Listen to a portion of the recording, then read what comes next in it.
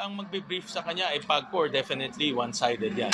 Alam naman natin ang PAGCOR, nakasarado na yung kanyang isip sa Pogo. No? Dahil siya lang kumikita. No? Ang PAGCOR kumikita ng 6 billion a year, pero siya lang kumikita. Ang BIR hindi kumikita, ang pulis nahihirapan maghuli, at ang mga LGUs nahihirapan manghuli. You have to remember, ang PAGCOR, kolekta ng kolekta lang. Hindi naman siya nagre-raid eh. Hindi naman siya nanguhuli ng kidnappers. Hindi naman siya nanguhuli ng prostitution din. Yung mga pulis natin ang nanguhuli doon. So hindi niya nararamdaman yung problema sa ating komunidad. In fact, hindi niya nararamdaman yung problema ng ating mga kababayan dahil kolekta lang siya ng kolekta ng 6 billion a year.